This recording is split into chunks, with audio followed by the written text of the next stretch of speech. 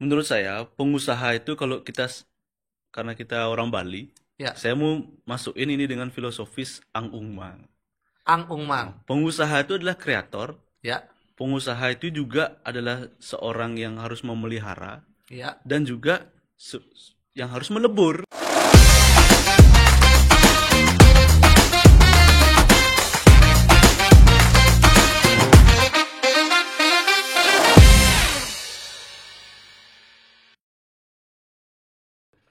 Om Swastiastu. Om Swastiastu. Bertemu lagi dengan Tiang Ikut Saya Tanju dalam podcast Jack Dadi Pengusaha, Jack Dadi. Hari ini saya kedatangan seorang anak muda yang luar biasa.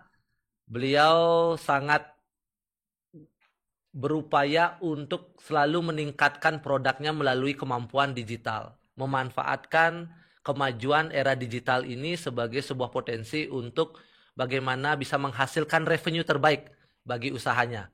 Selamat datang dan semangat pagi, Siap, selamat. Bli Eng. Makasih sudah Ya, diundang. nama lengkapnya siapa Bli Eng? Melengkap Gede Putu Anggita Pratapa. Anggita Ya. Pratama, tapi dipanggilnya Eng. Eng. Udah kayak avatar aja. Avatar Iya. Eng pengendali semua Segala unsur ya. unsur. Luar biasa. Bli Eng, Siap. saya tahu Anda adalah seorang pengusaha fashion. Fashion. Betul ya? Fashion yaitu sebuah produk olahraga, yoga, mungkin bikini. Yoga, lari bisa dipakai juga. Oke, pokoknya semua produk olahraga. Olahraga bisa, baik pakaian kita bisa dipakai berbagai jenis olahraga. Iya. Ada yoga bisa dipakai, pilates bisa, lari bisa, sepeda bisa, bahkan free diving juga bisa. Oke, itu produknya. Namun yang menarik di sini adalah saya mengetahui Bli Eng menggunakan kemampuan ataukah informasi dan pengetahuan digital sebagai sebuah tombak Ya, paling depan dalam menghasilkan revenue terbaik. tuh. Nah, coba dijelaskan sedikit dulu dengan lebih detail. Usaha ini apa, Ya, Bli Eng? Oke, Beli Tanju. Sebenarnya basicnya mungkin kita ngobrol dari awal. Jadi basicnya saya itu sebenarnya orang IT. Jadi saya Oke. sekolah IT yang mana dulu konsentrasinya itu di bisnis intelijen. Bisnis intelijen itu banyak bicara tentang data. Jadi mengolah data, forecasting, gimana kita mengolah data itu jadi informasi dan informasi itu menjadi sebuah keputusan kita ke depannya seperti apa gitu. Nah, dari situ nyambung dengan hobi saya medagang. Oke. Nah, medagang kan dunia marketing. Ya. Nah, digital dan marketing jadi digital marketing. Oke. Oke. Nah, Siap. dari situ di tahun-tahun pertama awal-awal itu saya berpikir karena saya orangnya waktu sekolah itu sangat-sangat digital. Artinya apa? Ya. Pemain game online. Oke. Jadi memang sangat-sangat antusias dengan yang berbau komputer. Dengan hal-hal yang berupa komputer, gadget itu saya orangnya sangat antusias dari kecil. Gitu. Nah, jadi saya berpikir nggak bisa ya saya punya penghasilan dari modal komputer ini gitu. Bisa nggak ya? Gimana caranya ya gitu. Itu terfikirnya itu di umur berapa itu? Waktu Bli Eng? kuliah, Waktu kuliah. waktu kuliah karena waktu kuliah itu jadi background sedikit. Sebenarnya saya itu bukan dari orang tua yang bisa kuliahin saya di sekolah IT. Gitu. Orang tua saya itu pendapatannya hanya UMR. Oke. Jadi waktu saya SMP, SMA itu sebenarnya saya itu anak yang sangat introvert. Artinya apa? Ya memang nggak suka bergaul, nggak suka berteman.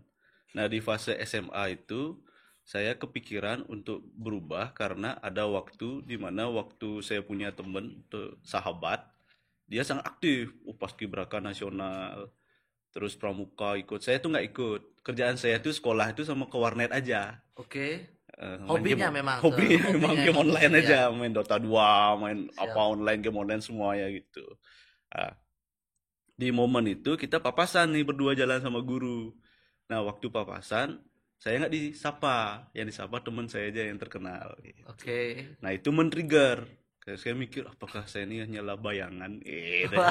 Shadow. Oh, begitu cara pikir anak introvert ya? Ya, ada trigger seperti itu sehingga saya mikir, oh orang tua saya nggak punya, terus saya pendiam kayak gini gitu. Jadi apa sih udah besar? Nah itu men-trigger saya sehingga oh saya harus berubah nih. Nah sedangkan waktu saya SMA ke kuliah itu orang tua saya hanya ngasih saya satu pilihan karena beliau hanya sanggup mengkuliahkan saya 1 tahun Ya. untuk pesiar Oke. gitu. Nah akhirnya orang tua saya nggak bisa kuliahin saya sesuai dengan keinginan yang saya punya. Nah dilihatlah sama paman saya Baik. sama istrinya. Nah Ya. bapak saya kan 10 bersaudara tuh, kakaknya melihat saya untuk ini kayak punya potensi, disekolahin lah saya di sekolah IT. Nah sekolah IT disekolahin di sana. Di semester ketiga, singkat ceritanya, saya pengen punya keputusan untuk bayar kuliah sendiri karena situasi ekonomi lagi nggak bagus. Saya mengerti lah dengan situasi itu. Jadi saya punya pilihan dua, saya berhenti kuliah atau bayar kuliah sendiri gitu. Nah dari sanalah kebentuk jiwa entrepreneur. Jadi saya Oke. jualan dari situ, dari belajar di organisasi Wirausaha Muda waktu itu di kampus. Terus dagang apa? Waktu itu pernah dagang baju, kaos pernah, terus dagang bubble drink. Dulu kan ada Iya, es iya. bubble tuh kita pernah jualan kayak gitu juga saya. Terus jualan tinta printer pernah. Yang bikin kita sustain tuh waktu itu jualan dupa, Sempat jualan dupa. dupa herbal ke pasar-pasar gitu. Jadi paginya saya ke pasar, siangnya saya kuliah, malamnya organisasi lagi. Itu aja kerjaannya karena pengen berubah loh. Ya. Nah, itu yang buat saya terbentuk lah mentalitasnya dan sebagainya. Berarti ada kondisi di mana sekeliling dari Blieng ini mengalami keterbatasan sehingga ada trigger yang membuat Anda harus dapat lebih baik ini, meningkatkan strata diri dibanding yang saat itu Anda dapatkan. Ya, Demikian. Berarti itu. trigger itu yang mendorong Anda Itu untuk mendorong triggernya. berusaha lebih baik. Betul. Nah, karena trigger itulah yang mendukung mentalitas saya sebagai pondasi. Makanya nyambung ke pertanyaan yang tadi, sorry agak tak bawa ke flashback. Ya. Jadi pertanyaan tadi adalah, oh mentalitas saya udah kebangun nih. Terus dunia IT ini udah sesuai dengan apa yang saya inginkan gitu. Ya. Nah sekarang gimana caranya saya menghasilkan dari sini? Dari dunia yang udah saya cintai nih, dunia IT, digitalisasi nih gitu. Oke. Kemudian hal Kemudian, apa yang dilanjutkan dengan langkah apakah dari usaha dupa itu sudah melakukan dengan proses digital atau bagaimana? oke. Nah dupa itu hanya sebagai batu loncatan. Makanya kalau saya ditanya waktu saya ngisi seminar, bagaimana caranya anak muda itu bisa sustain? Ya dia harus punya mentalitas dagang. Nggak bisa kita hanya meng-create bisnis. Harus berdagang dulu. Mentalitas dagang tuh harus ada. Kita harus ngerasain rasanya ditolak, ngerasain rasanya diterima Oke. secara langsung. Ya. Nah itu yang saya bangun gitu dari waktu saya jual dupa. Nah itu batu loncatan saya lah waktu itu bisa Oke. pakai bayar kuliah sehingga biaya kuliah saya tuh full dari diri sendiri waktu itu gitu. Baik, saya sependapat dengan cara pandangnya Blieng. Hmm. Jadinya Tiang sendiri flashback pada diri Tiang bahwa ketika saya belajar berdagang dulu sebelum saya masuk ke dunia usaha adalah saya berjualan asuransi dulu. Saya menerima rasanya diterima, saya merasa rasanya ditolak. Nah, seperti itu. Ya. Dan penolakan paling banyak terjadi pada jenis usaha itu. Ya, yaitu kita menjadi pedagang asuransi gitu ya. Kasah mentalnya secara tidak langsung itulah yang membuat mental kita terasah. Ya, demikian. Bener. Oke, selanjutnya bagaimana? Pasca Anda gunakan dupa sebagai batu lompatan dalam dagang dupa, apa langkah yang dilakukan dari selanjutnya? situ saya belajarlah jadi di dunia digital ini karena di situ baru-baru mulainya marketplace, baru-baru orang aktif di Instagram, kan itu baru-baru ya. Waktu itu. Nah, di kondisi itu saya belajar ikut workshop, diajaklah kerja part time di tempat organisasi saya, salah satu senior punya usaha dagang kamera gitu. Nah di sana saya kerja part time di sana. Nah karena dilihat potensinya masih belajar nih kondisinya ya, artinya cuma punya visi aja. Waktu itu saya interview sama HRD-nya, tugas saya hanya ngupload setiap dikasih konten gitu. Oke. Nah di situ saya mikir, oh saya digaji 500.000 waktu itu, per bulan, kerja seminggu 2 kali, sekali kerja 4 jam, tugasnya ngapain? Ngupload doang gitu. Hanya ngupload saja. Ngupload saja di kontennya Instagram. Ada orang lain yang buat. Udah buatin kontennya. Nah setelah saya masuk di sana, saya di situ punya kesempatan atau ruang untuk saya belajar. Artinya saya kan belum punya bisnis. Oke. Jadi situ saya jadiin ruang saya belajar untuk saya praktekin apa yang saya pelajari secara otodidak. Ya. Akhirnya waktu itu kepikiranlah begini, kok nggak worth it ya rasanya saya kerja cuma ngupload aja gitu. Saya nggak belajar jadinya. Iya, iya, iya. Sehingga saya bikinlah proposal waktu itu, ingat saya 2 halaman. Saya minta waktu ownernya Oke. untuk saya presentasi. Oke. Nah, setelah saya presentasi, Pak, begini-begini proyek yang saya punya, begini bisa saya lakukan, bagaimana kira-kira segini biayanya gitu. Waktu itu saya ingat 3 juta per bulan. Ya. Nah, proses itu di ACC langsung. Jadi saya waktu kerja saya tetap seminggu 2 kali 4 jam, tapi pendapatan saya 3,5 juta nih per bulan waktu Oke. masih kuliah. Oke. Nah, Artinya dengan proposal itu ada ACC. di ACC.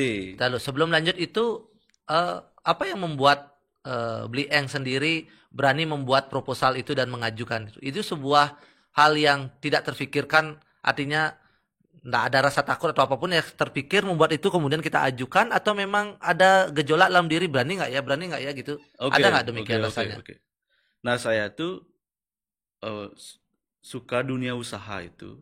Menurut saya dunia usaha tuh bukanlah kita harus punya bisnis, Oke. tapi mentalitas kita harus pebisnis. Kan saya tadi udah cerita tuh, Iya. mentalitas bisnis iya. kita kan udah diuji tuh Iya. dengan medagang dupo, Iya. medagang kini, medagang gitu.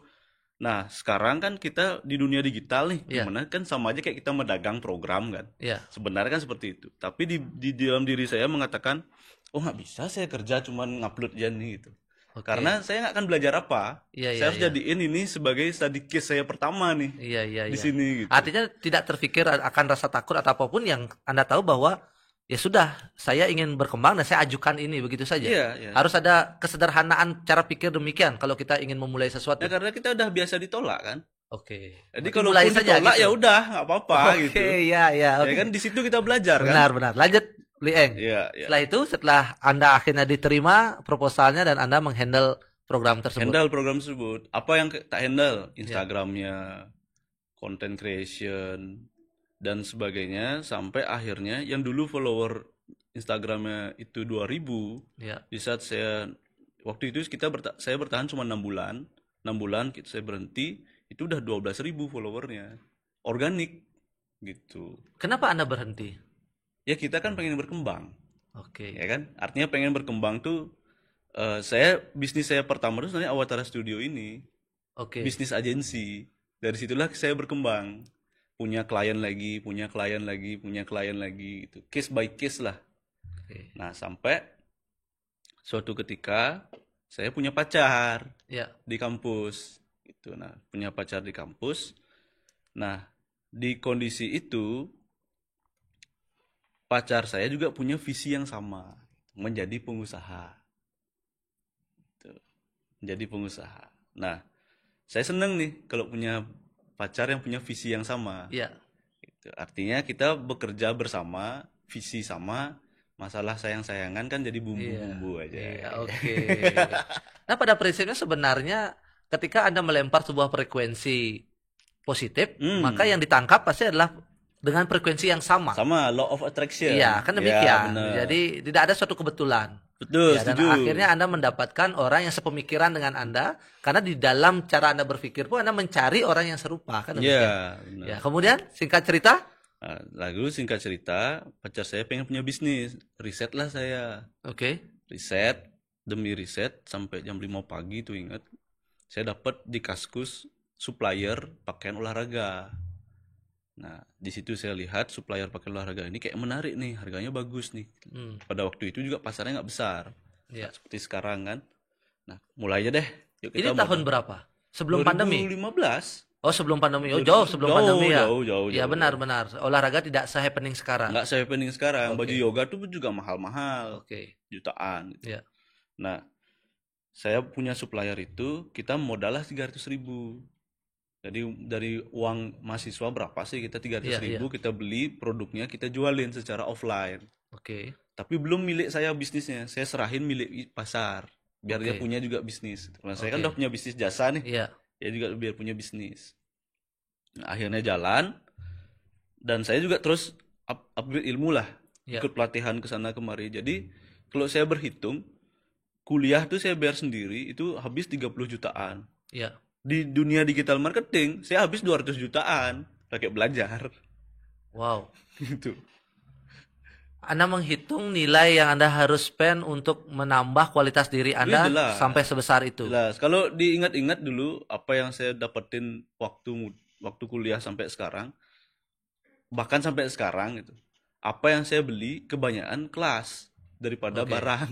Berarti Anda memang sudah berfokus pada investasi leher ke atas. Kesana dulu, masih belum 30 waktu itu kan. Oke. Sekarang udah 30-an. Ya. Oh, tapi nggak kelihatan ya? Ya. Oke, jadi begini.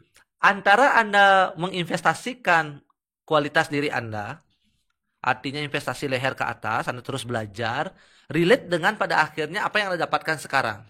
Relate. Seperti itu. Betul. Bahwa pendidikan itu berpengaruh juga pada kualitas diri kita. Betul. Ada istilahnya begini, Anda sepakat atau tidak, bahwa besarnya sebuah bisnis itu tergantung dari kemampuan ownernya. Setuju.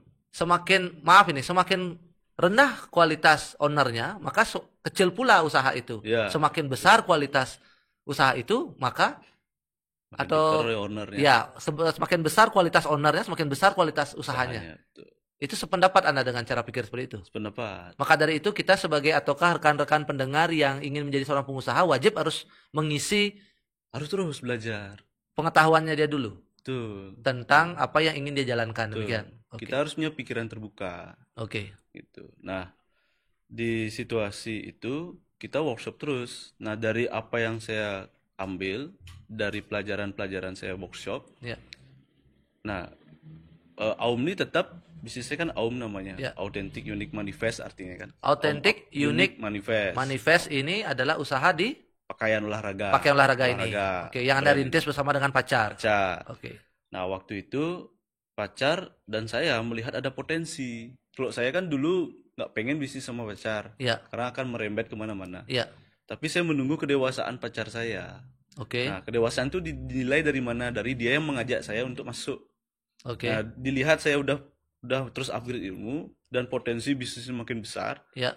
Nah, masuklah saya diajak sama dia. Oke, aku masuk ke sana. Kita mulai ini, kita perbesar. Berarti bisnis digital ini, studio digital ini akhirnya melakukan merger dengan AUM. AUM. Jadi disinilah saya menjadi cermin mirror. Karena kan agensi itu kebanyakan cuman bisnis agensi aja. Ya. Nggak punya dia contoh dari apa yang dia kerjakan. Oke. Kebanyakan ya. Bisa lebih detail maksudnya itu? Misalnya gini. Oke, agensi misalnya jasa digital marketing, Ya. jasa iklan, jasa konten. Ya. Yang bisnisnya dia kan jasanya. Betul. Bisa nggak dia bikin brand juga dari nol misalnya? Agensi itu. Oh, tantangan untuk mengangkat brand itu dari awal. Dari awal. Oke. Kan bisnisnya udah jalan dia kerjain. Iya. Bisnis dari nol gimana? Nah, inilah menjadi cerminan. Makanya bisnis utama saya itu sekarang apa? Malah bisnis utama saya itu AUM. Oke. Bisnis jasa ini hanya sebagai hobi. Iya. Hobi kenapa? Karena saya memang hobinya bisnis. Oke. Tapi kan sangat berisiko untuk saya bikin banyak bisnis sekarang. Oke. Lebih baik saya ikut masuk di beberapa teman. Makanya kebanyakan klien saya itu teman yang memang butuh pertolongan. Contoh ada klien saya yang satu, dia pernah buat sistem buat untuk bisnisnya. Ya. Ditipu. Oke. Pergi yang buat sistemnya error, sistem kena virus, diabaikan. Iya. Saya masuk, oke, saya yang perbaiki, kita fix sistemnya, baik sampai sekarang kepake. Oke. Terus yang kedua, ada juga kakak saya, dia punya perusahaan coklat. Iya.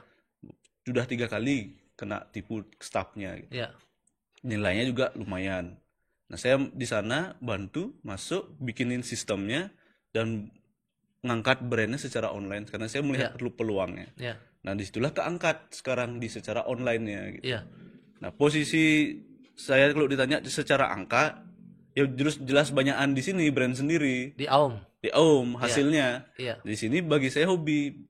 Kayak temen cerita apa yang bisa saya bantu. Nah, makanya namanya Awatara Studio. Oke. Awatara hadir kan sebagai seorang Awatara. penolong. Ya, oke, luar biasa. Dari energi yang coba dituangkan dalam sebuah nama saja Astong Kare mencapai tujuan. Selenggara, Demikian ya. selenggara. Kita Berar- belum komersil Ya, lah. berarti Bli Eng ini ada dua jenis usaha yang sedang dijalankan. Betul. Satu usaha yang memang berdasarkan hobi, yaitu dunia digital dengan menjual jasa dalam membantu rekan-rekan yang punya usaha dan bermasalah dengan sistem digitalnya. Digitalnya. Ada sebuah produk yang namanya AUM, yaitu produk konvensional berupa pakaian olahraga yang itu dijual juga menggunakan kekuatan digital. Betul. Demikian ya, yaitu Betul. marketing digital. Betul. Oke, saya masuk dulu sedikit ke mungkin para pendengar ingin tahu. Ya. Kalau seandainya dalam konteks permasalahan studio digital yang Bli Eng buat ini untuk membantu rekan-rekan, Astungkara ada nilai di sana yang bisa dibayarkan untuk membantu usaha mereka. Ya. Ya tentu itu tidak menjadi permasalahan. Ya. Tetapi ketika mereka punya masalah dengan sistem dan dunia digitalnya, tetapi mereka belum memiliki budget atas itu. Lalu bagaimana proses itu bisa berjalan dengan baik dan bagaimana kehadiran Bli Eng ini bisa membantu mereka? Oke, jadi untuk membantu saya punya beberapa lapisan. Oke. Jadi lapisan terluar yang bisa saya lakukan adalah diskusi. Ya. Sebagai konsultan. Iya. Artinya diskusi apa yang udah dilakuin, apa yang belum dilakuin. Iya. Bisa nggak dia memiliki kapasitas untuk menyelesaikan itu sendiri? Iya. Kalau dia bisa, ya udah kerjain sendiri dengan apa yang udah saya berikan. Iya. Insight-nya, Iya. input-nya. Iya. Gitu. Terus lapisan kedua, biasanya saya buat pelatihan di timnya dia. Oke. Untuk ngupgrade skill timnya. Oke. Nah, sehingga sampai siap untuk bagaimana apa plan yang bisa dikerjain oleh timnya. Oke. Kalau masih timnya nggak bisa kerja juga, lapisan berikutnya. Oke. Lapisan berikutnya tentu saja saya harus terjun di situ sebagai mensupervisi. Oke. Untuk mensupervisi di sana ya tentu saja perlu investasi. Ya. Nah, kita harus punya kedewasaan sebagai pengusaha itu yang namanya brand investment. Brand investment ini nggak perlu uang yang sedikit, harus cukup. Kenapa? Karena kita harus bisa ukur apa yang kita kerjakan. Ini saya udah praktekin di bisnis saya sendiri di AUM. Saya punya agensi, tapi saya juga bayar agensi. Saya pernah bayar agensi sebulan 60 juta pernah. Bayar agensi 12 juta sebulan pernah. Rebranding itu kita habis 100 juta pernah. Gitu. Artinya apa? Di fase itulah fase tahapan saya belajar sekarang. Jadi saya ngajak agensi bayar mahal nih, kenapa nih kok dia bisa jualan mahal? Oh, portfolionya keren nih. Kerjain brand saya. Nah, setelah dia ngerjain brand saya, semua yang dia kerjain itu saya belajar di situ. Sehingga saya bisa pakai untuk diri saya sendiri dan tim saya di bisnis saya nantinya atau ngebantu teman saya.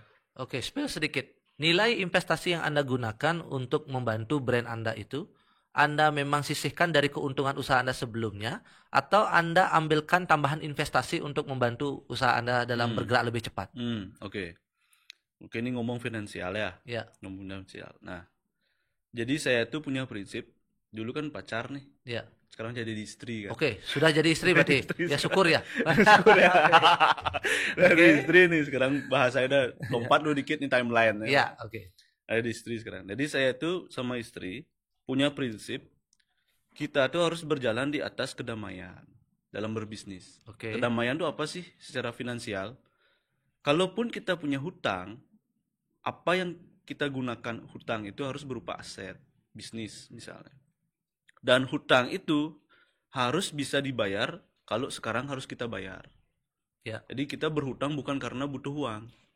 Tapi kita berhutang karena pengen pakai uang orang dengan aset kita yang diam, contoh tanah atau apa. Terus yang kedua, kita nggak pernah belanja hal yang sifatnya liabilitas dengan hutang.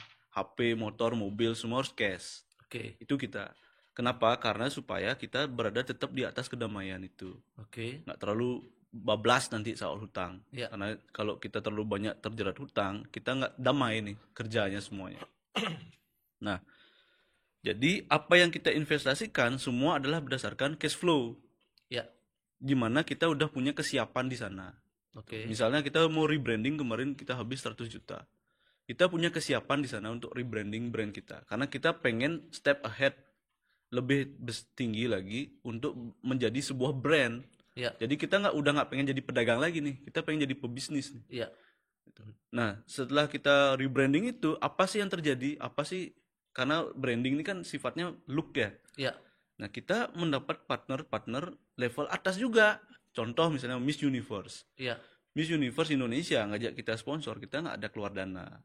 oke. Kita keluarnya apa? Kita keluar pakaian, Untuk mensupport mereka. mensupport mereka. Berarti pakaian produk Anda digunakan oleh para Miss Digunakan oleh Universe. mereka di saat grand final, preliminary. Wah, itu kebanggaan luar biasa ya. Kebanggaan luar biasa buat saya. Kan pengakuan langsung secara otomatis. Dapat kita brandingnya. Ya. Nah, terus yang kedua, brand kita kepilih oleh Kementerian UKM dan Koperasi waktu Ya. tahun lalu ke Amerika. Anda pameran di Amerika. Pameran Saya di lihat di Amerika. sosial media Anda. Ya, Ya.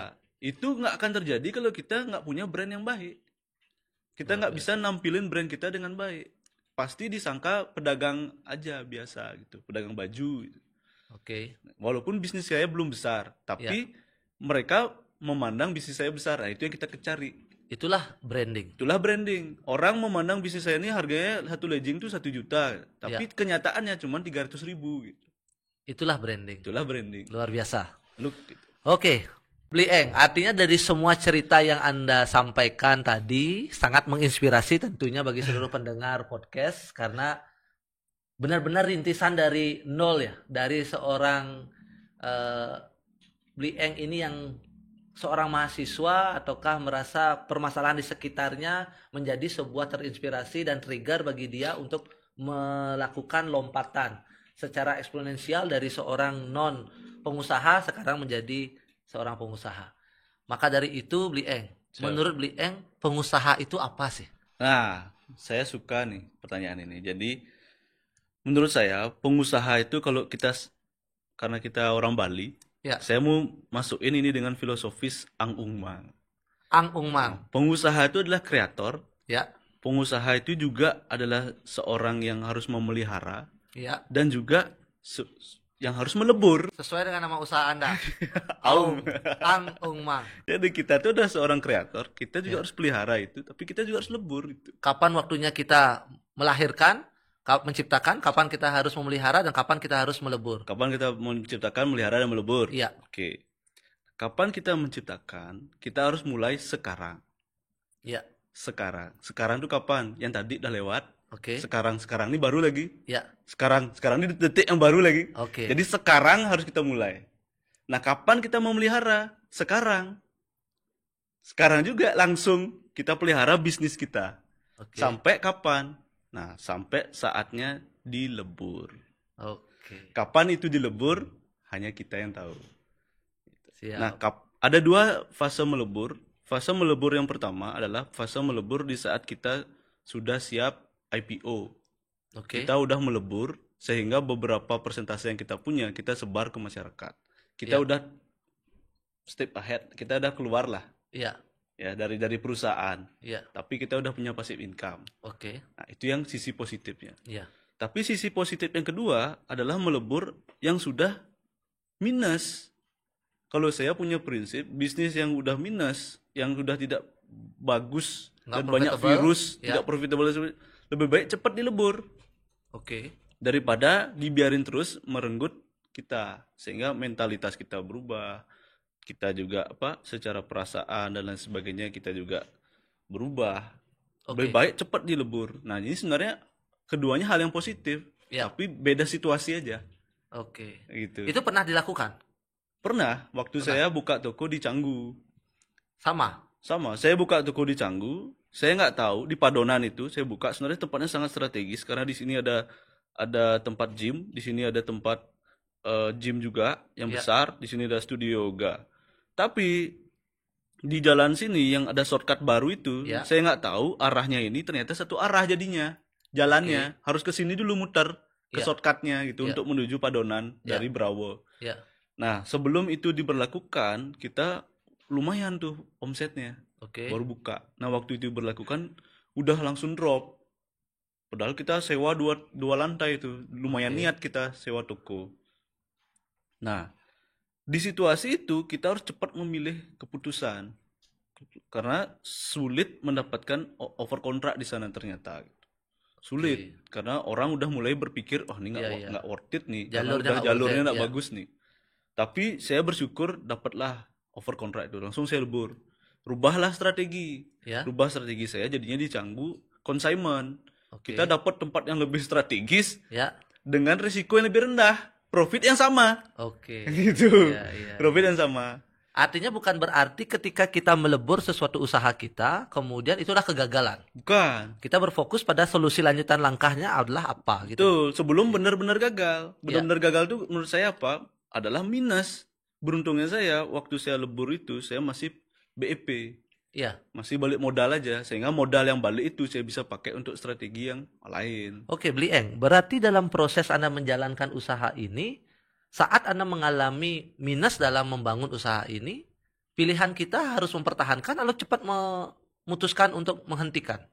Harus punya time frame. Kita Oke. misalnya Batas waktunya berarti. batas waktunya. Kita punya batas waktu misalnya 6 bulan atau setahun atau 2 tahun, tergantung kapasitas kita. Ya. Kalau saya tipenya, karena saya terbiasa di online, saya Ya. tuh bisa berbisnis 5 bisnis beda dalam satu waktu.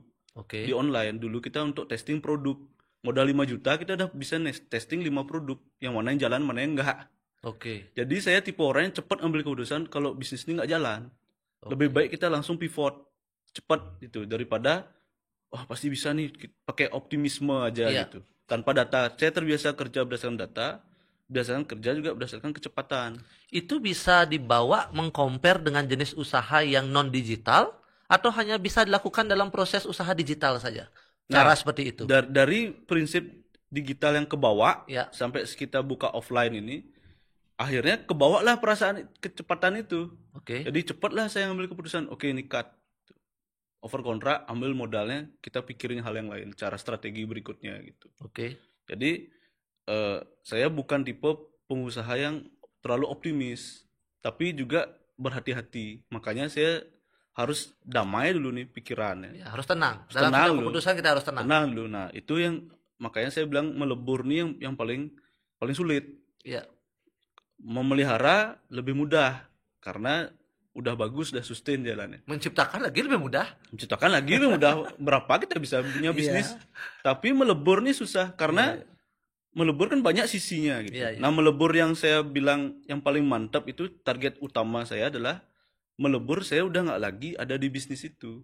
Oke. Saya tinggal mendapatkan passive income aja. Ya. Jadi tinggal hidup aja. Nah, itulah yang dilakuin tak lihat dari pengusaha-pengusaha yang lebih senior yang ada di barat. Mereka melakukan itu. Mereka udah sangat dewasa terhadap hal itu. Ya, bahwa kegagalan itu adalah hal yang biasa dalamnya usaha, namun kita harus selalu berstrategi untuk bisa melanjutkan langkah kita. Demikian, ya. Betul. Oke, dalam proses perjalanan itu kan tentu tidak semua berjalan lancar, Betul. Bli Eng ya. Betul. Saya meyakini sekali demikian gitu. Bahwa melihat senyum Anda saat ini, Anda sudah adalah senyum yang sudah mampu melewati setiap permasalahan. Kan demikian. Benar. Lalu apa pengorbanan yang Anda dapatkan dan Anda harus lakukan dalam menciptakan usaha sampai hari ini? Oke. Nah, sebenarnya jadi pengusaha itu adalah langkah awal yang sulit itu dari sisi saya. Ya. Karena waktu saya tamat kuliah, saya pengen jadi pengusaha kan. Iya. Ibu saya nyuruh saya ke Jakarta karena saya waktu tamat kuliah tuh bisa banget dapat kerja di tempat idaman orang-orang tamat kuliah, misalnya BUMN, Ya. bank, Ya. pegawai negeri. Oke. Bisa banget gitu. Oke. Udah tinggal ngajuinnya pasti diterima gitu. Oke. Nah, cuman ibu saya nyuruh ke sana. Nah, saya bilang, "Bu, kasih dah saya waktu 1 tahun aja untuk ini. Kalau saya gagal, saya ikutin dah omongan ibu gitu." Iya. Nah, saya dapatlah restu kan. Nah, setelah saya dapat restu, selama setahun tuh hutang orang tua saya lunasin. Oke. Motor lunasin, terus cicilan orang tua saya nggak banyak sih, memang nggak banyak punya duit juga. Jadi cicilan motor gitu aja sih paling gitu. Terus setelah itu apa sih yang membackup saya gitu? Setelah itu dari restu orang tua, terus berikutnya benar katanya beli bisnis tuh bisa nggak sih jatuh naik. Nah, menurut saya hal yang paling berat dalam bisnis itu adalah bukan hal di luar diri kita, Oke. tapi di dalam lingkup kita. internal, bukan eksternal. Orang terdekat kita, Orang terdekat, diri kita diri sendiri. kita sendiri, bukan eksternal, bukan kompetitor, bukan keadaan begini, bukan keadaan begitu, Ya. bukan. Nah, apa itu? Jadi kondisi terberat saya adalah bagaimana saya bisa mensinkronkan kepala antara saya dan istri, Oke. pacar. Ini kan kita sama-sama belajar nih, Ya, membangun kedewasaan diri. ya, Dewasa itu kan artinya kita harus punya mental yang dewasa, ya. pemikiran dewasa, manajemen konflik yang baik. Dan beberapa kali kita hampir clash juga, Oke. hampir lepas, hampir hilang, hampir berhenti juga bisnisnya gitu. Ya, Tapi dengan kedewasaan yang kita terus asah lah, terus kita pelajari, kita bisa bertahan gitu. ya. Nah, apa pondasinya kalau ditanya misalnya? Nah, saya juga punya pondasi untuk diri sendiri, itu adalah ya yoga, meditasi. Oh, Kalau saya selain menjual produk untuk kegiatan itu, Anda juga lakukan itu. lakukan. Oke. Itu Untuk menjadi menciptakan ketenangan itu. menjadi bumper lah buat Iya. saya untuk bisa nggak terlalu terkena efek-efek dari luar. Oke. Ya, karena kan kita ini kan dua nih, soulnya nih di bisnis itu kan saya sama istri kan. Gitu. Nah, jadi hal-hal terberat tuh di situ. Kalau secara finansial kita selalu menjaga risiko. Oke. Nah, itu saya punya biasanya gitu. Ya. Saya selalu menjaga risiko.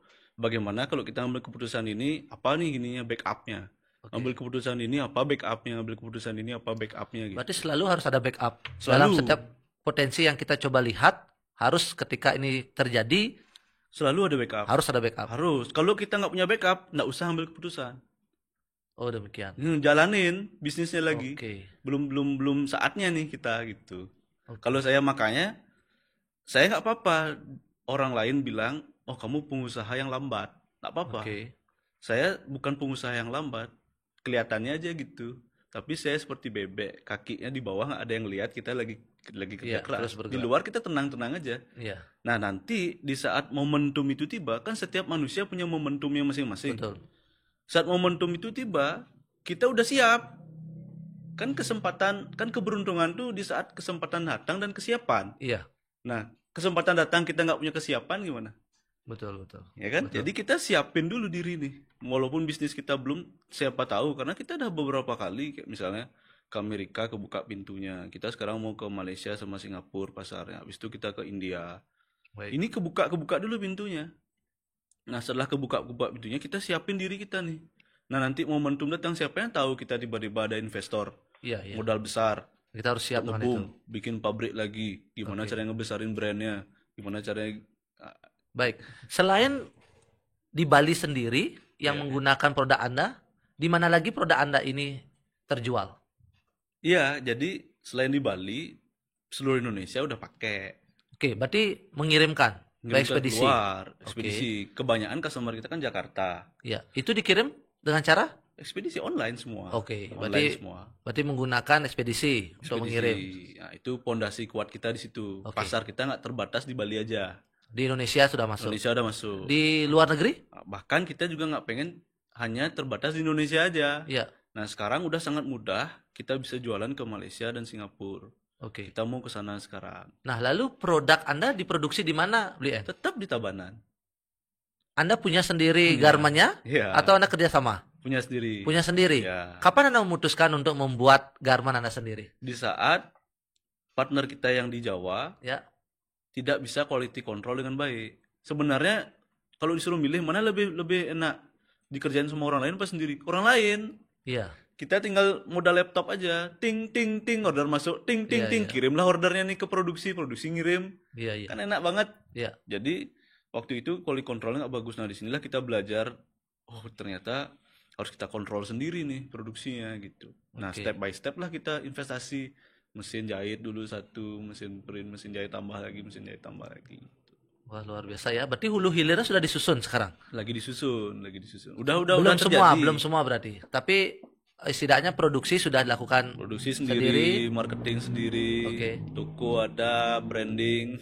Oke, bagaimana seorang Bli Eng mengatur partnernya, istri sendiri, Ya. dalam menjalankan usaha ini dan berapa tim yang ada di belakang mensupport Anda? Oke, jadi tipsnya kita harus punya peran masing-masing, nggak boleh tabrakan. Oke. Jadi Harus jelas. harus jelas. Jadi istri saya perannya adalah di finance. Ya. Finance dan sekarang dia lagi masuk ke personal branding. Jadi Ya. habis sekolah fashion design. Oke. Sekarang lagi personal branding. Kita lagi punya strategi lah gimana ke depan. Targetnya adalah desain dari Nah, dalam sendiri, iya, bukan desain dari konsumen bukan, lagi. dari Oke. dia boleh desain, dia punya konten behind the scene-nya gimana. Oke. Nah, kita lagi create itu. Keren. Siap. Terus saya di bidang marketing Ya. dan direktur lah untuk bagaimana nih arah ke depan bisnis kita. Iya. Nah, jadi kita punya peran, saling diskusi aja di sini gitu. Nah, untungnya bisnis kita udah berjalan selama 10 tahun ini, Ya. sampai sekarang kedewasaan kita udah terbentuk. Oke. Nah, dalam artian konflik itu udah nggak ada lagi. Apalagi Iya, udah iya. kita nikah dan kebentuk dari fase pacaran sampai sekarang tuh udah kebentuk banget. Jadi Siap. konflik itu udah sangat jarang karena kita udah saling dewasa dan memahami. Iya. Jadi tugas kita sekarang tuh adalah skill up. Oke. Makanya sekarang kita gencar-gencarnya komunitas, terus kita naikin budget iklan kita dan semuanya lah kita lagi skill up gitu. Oke, mumpung disentuh budget iklan. Ini kan adalah kemampuan digital dan juga dengan kesempatan dalam dunia digital, kan demikian. Iya. Kalau boleh di-spill sedikit, untuk budget digital Anda berapa digit? 2 digit ada. 2 digit. 2 digit. 2 digit sudah sampai 2 digit. Dah. Hasil dari pemanfaatan 2 digit biaya iklan Anda secara dunia digital itu menghasilkan berapa digit? 3 digit. Hasilnya 3 digit. 3 digit. Selalu begitu. Selalu relate antara nilai yang kita berani keluarkan untuk beriklan di digital Dan itu hasil. dengan Outcome. hasilnya. Iya, udah 10 tahun ini. Seyakin itu Anda? Iya, kita Termasuk bisa ukur. ketika orang lain melakukannya, Anda yakin juga akan memberikan dampak demikian? Tergantung ilmunya dia. Ilmunya ini maksudnya apa? Bahwa dalam setiap periklanan itu di dunia digital itu ada strategi, posisi, atau apapun Ada. yang dimainkan secara detail. Jadi singkatnya gini dah, saya bagi Oke. tipsnya. Dalam dunia iklan, Ya. itu ada istilah funneling kan. Funneling ini artinya customer journey. Oke. Jadi bagaimana awal mula dia melihat konten kita, Ya. setelah dia lihat konten kita, dia ngeklik offer kita. Ya. Setelah dia ngeklik offer kita, dia isi datanya dia. Ya. Lalu dia melakukan konversi, check out. Oke. Nah, itu bahasa kita konversi. Ya. Nah, tugas kita sebagai digital marketing di iklan, karena kita kan bayar nih data. Ya. Ya. Bagaimana mengukur dari orang yang ngeklik masuk ke offer, dari offer dia add to chart, masuk keranjang, dari keranjang dia check out. Itu semua bisa Oke. di-tracking. Enaknya di dunia digital marketing iklan itu Bisa semua diarahkan demikian. bukan diarahkan tapi di tracking. Artinya apa? Misalnya orang yang iklan kita setelah kita iklanin nggak banyak yang ngeklik. Oke. Masalahnya di mana? Di mana itu? Bli bisa berbagi enggak? Masalahnya adalah di konten kita Konten itu kurang menarik maksudnya. kurang menarik sehingga nggak banyak kliknya. Bagaimana kita menentukan konten itu menarik? Itulah harus di testing. Oke. Makanya dunia iklan itu dunia investasi. Makanya saya tadi bilang brand investment. Kita tuh sebagai pebisnis harus terbuka dengan brand investment ini. Semua harus diukur. Makanya saya bilang timeline-nya berapa lama? Menurut saya 1 tahun. Oke. Misalnya, saya punya uang 1 miliar untuk 1 tahun brand investment. Misalnya. Ya. Buatin programnya. Apa aja yang harus dilakuin, apa yang harus diukur. Sehingga kita punya data. Oke. Data untuk tahun kedua. Nah, ini yang saya lagi lakuin untuk klien-klien saya. Ini termasuk coklat. ilmunya ini dapat dari mana? Dari pengalaman atau Itu ada udah. ilmu di kampusnya ini? No. Oh, enggak ada. Jadi saya belajar namanya constant learning. Jadi saya Oke. belajar dari Robert Kiyosaki. Ya. Dia ngasih tahu, belajarlah jadi pengusaha dan jadilah pengusaha yang belajar constant learning. Oke. Constant learning itu artinya apa? Apa yang kita, di mana kita berada, Ya. di mana kita, siapa yang ajak kita bicara, di mana kita belajar, langsung connect dengan apa yang kita kerja, apa yang lagi kita kerjain. Oke. Makanya saya walaupun punya klien, Ya. bukan punya klien, punya klien juga, terus juga saya nge-hire agensi juga, Ya. saya langsung belajar dengan dia, dengan case-nya saya sendiri. Iya. Langsung apa yang pun yang kita pelajarin, langsung connect dengan case-nya kita, bisnis Oke. kita sendiri gitu. Ini berlaku bagi semua produk. Berlaku bagi Berkaitan semua dengan pengusaha. konsep digital ini semua usaha, semua produk. Semua usaha, semua produk. Oke. Teman saya itu Ya. punya agensi di luar Bali, Ya. itu ngiklannya bisa 3 miliar sebulan. Wow. Teman saya, bukan saya ya, teman. Iklan sampai 3 miliar, kemudian hasilnya Bisnisnya banyak, nggak satu bisnis aja. oke. Berarti total semua bisnis itu dia Spend iklannya spend tuh 3 iklannya sampai miliar. sekian. Itu masih kecil, ada yang lebih besar lagi.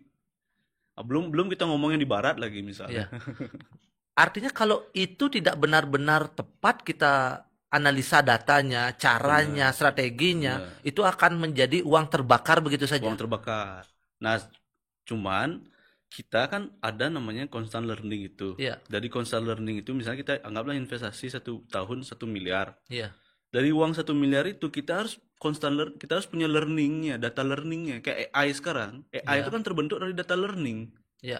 Dia belajar dari data. Mm-mm. Dia makanya pinter. Nah, Iya, kita sebagai pengusaha harus belajar dari data biar kita pinter. Data dari mana? Dari yang kita bayarkan untuk case bisnis kita. Beli bagi sedikit pada pendengar, cara membaca data itu sesuai dengan kebutuhan kita itu bagaimana? Cara membaca data. Nah, objektif tergantung objektifnya. Oke, contoh banyak orang nih usahanya adalah anggap dagang kuliner lah, jualan. Anggap di pandemi kemarin kan banyak muncul dagang sam-sam guling, muncul dagang sate, dagang ayam bakar dan sebagainya. Cara membaca data ini secara dunia digital, akhirnya itu bisa kita gunakan iklan sehingga menyentuh lebih banyak orang itu dan akhirnya plus lebih banyak, itu bagaimana cara bacanya? Jadi iklan itu perannya hanya 50%. Ya. 50% adalah perannya produk. Oke. Produknya dulu yang harus teruji dan memang benar-benar orang makan enak. Oke. Karena menurut saya kuliner itu bisnis yang sulit. Iya. Menurut saya. Kenapa? Kenapa sulit? Karena sekalinya orang nggak suka, sulit untuk dia balik lagi.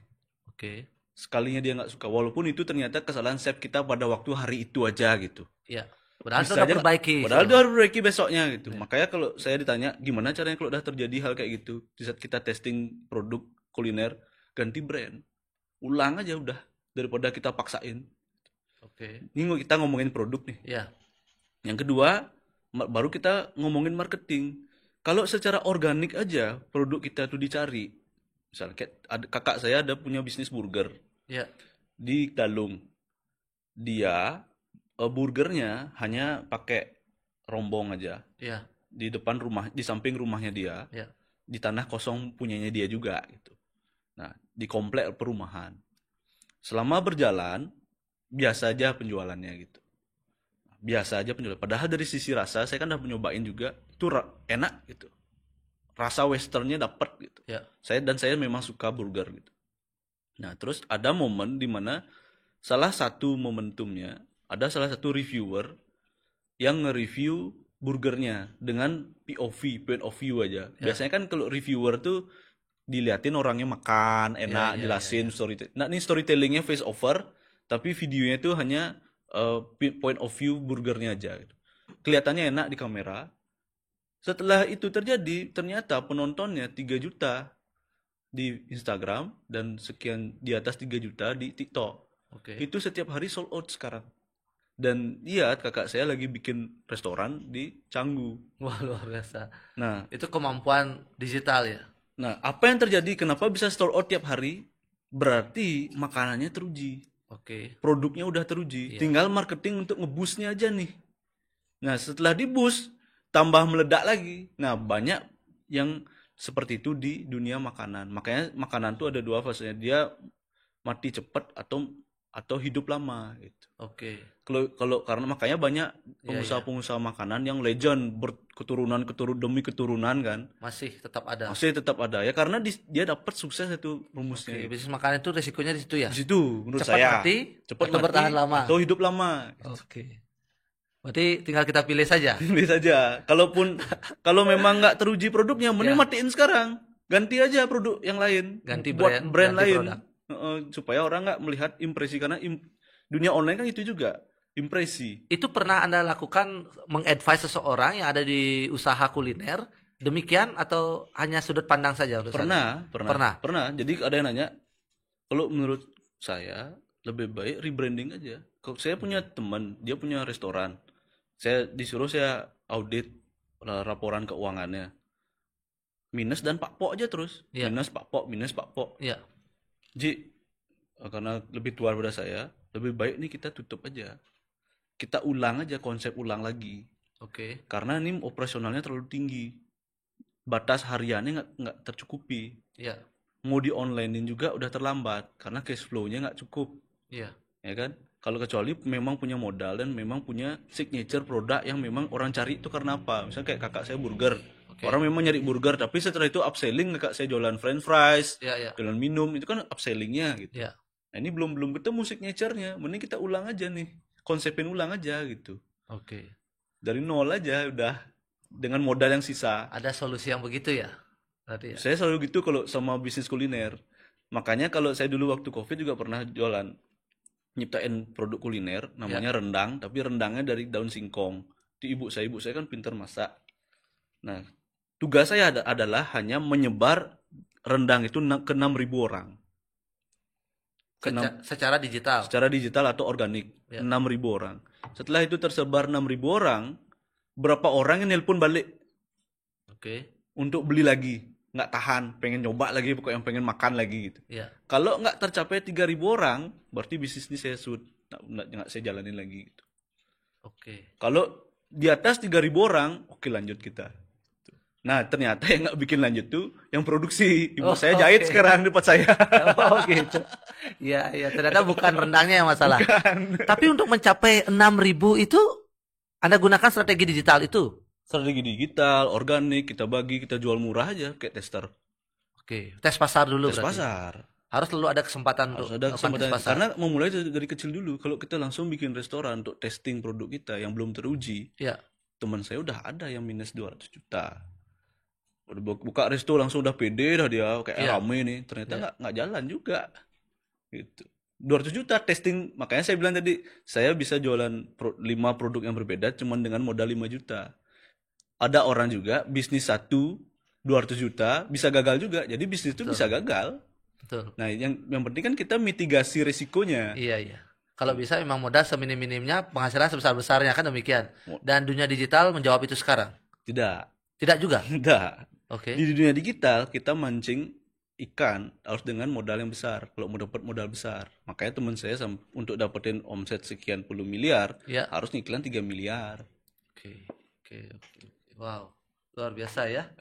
Ternyata kita kira mudah saja melempar sesuatu ke dunia digital untuk mendapatkan feedback atau revenue kita. Ternyata juga banyak pengorbanan yang dilakukan oleh para pengusaha dunia digital untuk menghasilkan nilai besar. Oke, Blieng, berbagi sedikit kalau seandainya saat ini Anda bertemu dengan seseorang yang ingin memiliki usaha yang saat ini dia belum menjadi seorang di dunia usaha, belum pengusaha, belum pedagang, dia mungkin seorang pekerja. Ataukah Anda bertemu dengan orang yang baru dalam proses merintis usahanya?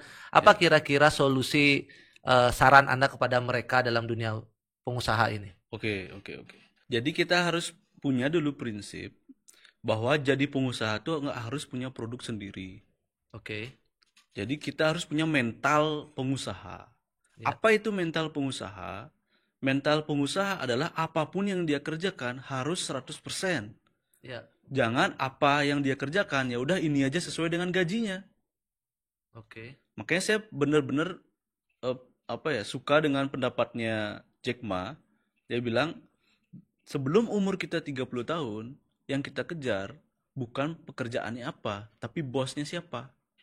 Kalau bosnya adalah orang yang mau buat kita berkembang, nggak cuma di situ-situ aja, ngerjain itu aja, artinya dia adalah bos yang tepat buat kita. Oke. Kenapa? Karena kita dikasih kesempatan buat berkembang, ngerjain lebih. Seperti apa yang saya bilang tadi di awal, yang awalnya saya disuruh ngeposting doang, digaji 500.000, gimana caranya biar saya nih bisa ngasih dampak lebih dan dapat hasil yang lebih. Ya kan gitu. Saya buatlah proposal memberanikan diri. Itulah mental pengusaha, walaupun kita kerja sama orang. Nah, setelah kita udah merasa, bosan aku ngelah mental pengusaha nih. Coba tes pok ya dengan modal yang kecil, bisnis coba.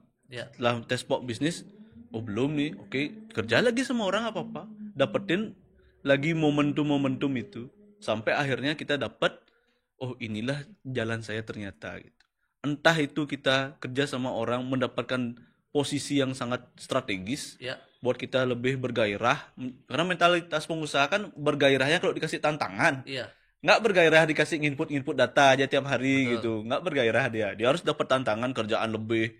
Nah, nggak semua orang seperti itu. Makanya kalau memang mau jadi pengusaha, uji Ya. dulu mentalmu. Mau nggak dagang? Mau nggak bisa nggak ngambil kerjaan lebih tanpa Ya. mengeluh?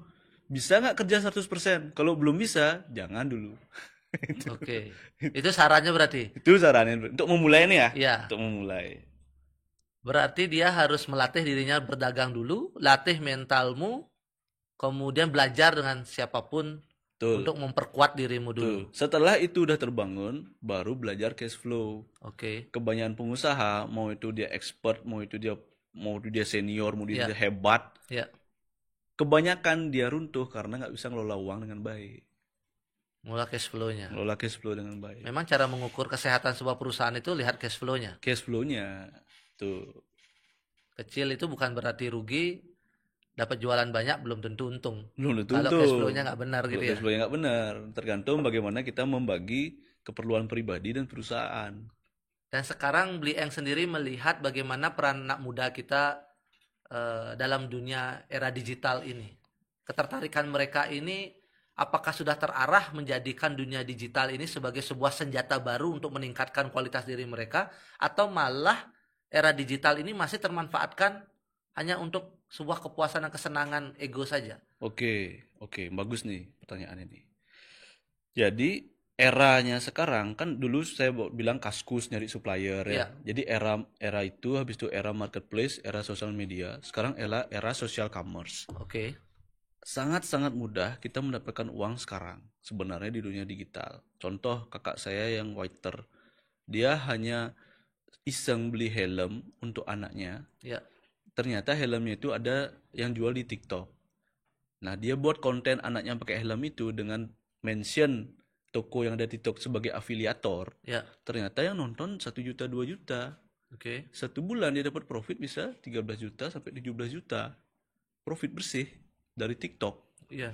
Nah, tergantung nih sekarang kita melihat dua sisi kembali lagi. Karena dunia sosial media itu juga dunia brain fog. Pikiran kita bisa juga dibuat malas sama sosial media. Iya. Dengan apa? Dengan scrolling 65 meter rata-rata manusia scrolling Instagram. Kalau kita ukur nyekrol udah kayak Iya. meteran. Rata-rata 65 meter tuh. Sampai 65 meter. Iya, tapi Tangannya begini ya? tangannya begini terus Oke. scroll. Nah, kalau kita balik lagi ke mindset dan ke mentalitas pengusaha, kita melihat itu sebagai peluang, bukan kita sebagai user. Makanya Ya. kita sebagai pengusaha harus selalu ada di piramida teratas. Kita yang manfaatin platformnya, bukan kita yang dimanfaatin sama platformnya. Iya. Cara pikirnya harus kita yang memanfaatkan platform tersebut. Bukan platformnya manfaatin kita. Oke. Bagaimana platform itu manfaatin kita? Kalau kita nyekrol 65 meter per hari. Oke. Tujuannya untuk hiburan semata. Ya. Sedangkan pengusaha tujuannya untuk riset. Oke. Untuk riset produk apa yang lagi laris, produk apa yang bagus. Bukan mencari hiburan semata. Boleh nggak hiburannya? Boleh, tapi jangan sampai 65 meter juga. Oke, ini digaris bawahi cetak tebal bila perlu diwarnakan khusus ya. Bahwa platform harus kita yang memanfaatkan, bukan Iya, kita dimanfaatkan. Bener. Bagaimana Makanya kita yang bayar iya, dia. Bagaimana cara para pendengar podcast ini sekarang mulai berpikir, Anda kan sudah pegang HP di tangan Ya, Anda. betul. Semua platform ada di dalam HP Anda. Mulailah berpikir bagaimana cara Anda memanfaatkan platform tersebut untuk keuntungan diri Anda. Sebelum Dia yang dimanfaatkan. dimanfaatkan oleh platform tersebut ya. Oke, wih, luar biasa ini. Saya kok ikut tercengang ya mendengar ini ya. Jangan-jangan selama ini saya cuma dimanfaatkan sama platformnya. Oke. Kalau belum pakai berarti dimanfaatin masih. Iya, bisa jadi. Iya, Karena kalau ada saja di HP kita kan. Iya. Data kita kan sudah ada di Sudah di ada. dia. Data kita dijual kan. Tuh, kalau kita Oke. belum pakai dan menghasilkan uang dari situ, berarti Ya. masih kita dimanfaatin namanya. Baik, luar biasa. Ini tamparan bagi saya ya. Oke. Oke, Bli Eng. Satu lagi. Kalau pemerintah sendiri Anda lihat bagaimana perannya dalam dunia era digital ini? Apakah pemerintah sudah baik fokusnya dalam membantu anak muda kita mengenal dunia digital dengan baik, atau bagaimana melihat situasi kondisi kita sekarang ini? Sebenarnya pemerintah sudah berjalan sesuai dengan kapasitasnya. Oke. Artinya apa? Ya kapasitas pemerintah yang segitu aja. cuman mendorong aja, Ya. bikin seminar, bikin memfasilitasi Ya. gitu. Bahkan dulu saya waktu kuliah 3 kali dapat uang hibah dari pemerintah. Anda juga kan diajak oleh pemerintah juga kan Pemerintah juga ke ke Amerika. Amerika dan Nah, mengenalkan produk Anda kan. itu kan dinilai dari produknya. Ya. Yang waktu kuliah saya buat proposal tuh. Disuruh bikin proposal setiap saya ikut seminar ada deputi datang. Ya. Semua peserta seminar bikin proposal. Nanti ada hibah gitu. Bisa 10 juta, 15 juta gitu. Ya, Bikinlah saya waktu kuliah itu proposal, bikin bisnis. Jadi pemerintah ya sebatas itu aja. Pemerintah nggak akan ngebantu kita sampai 100%. Iya. Yang akan membuka pintu, yang akan men-trigger, mendorong, itulah hanya sebatas itu. Dan kita harus sadari, itu. Iya. Kita nggak boleh pengusaha nggak boleh ketergantungan juga sama pemerintah. Iya. Kita orang swasta, kita harus pemerintah yang membantu kita secara regulasi. Misalnya contoh kita mau keluar negeri, kayak sekarang saya senang sekali karena kita bisa jualan ke Singapura, Ya. hanya ngirim 3 hari sampai. Malaysia 3 hari Itu ada sampai. peran pemerintah membantu. Udah pasti regulasi. Oke. Udah pasti itu antara hubungan baik antara pemerintah kita dengan negara Malaysia, Singapura, dan regulasi dipermudah sehingga kita bisa kirim barang 3 hari sampai 4. Kemarin saya ke Singapura 2 hari sampai. Ada yang order online dari Singapura 2 hari sampai. Cuman bayar 80.000. Wow. Lebih murah pada ngirim ke Papua. Iya betul. Ya kan? Kita bisa dapat pasar itu kan? Nah, kita Iya. lagi ke sana nih. Makanya di dunia online ini kita udah nggak terbatas dari sisi pikiran kita, market semuanya gitu. Baik, Beli Eng. Para pendengar podcast kita, bahwa banyak ada anak muda yang luar biasa yang sampai hari ini selalu sebenarnya berbuat untuk lebih baik, untuk lingkungannya, untuk dirinya, untuk usahanya. Dan dalam kesempatan podcast ini kita selalu ingin mencoba berbagi agar informasi itu sampai di Anda dan sampai ke masyarakat lainnya. Demikian podcast kita pada hari ini. Terima kasih. Sangat luar biasa sekali kita berbincang pada hari ini dengan Saudara Eng. Siap. Yang Terima kasih, sangat menginspirasi dan banyak memberikan tamparan baru bagi kita agar kita sadar diri bahwa dunia digital sangatlah berpotensi membantu kehidupan kita lebih baik. Terima kasih. Ingat like, comment, subscribe di channel kita. Sampai bertemu lagi di Jag Daddy Pengusaha. Jag Daddy.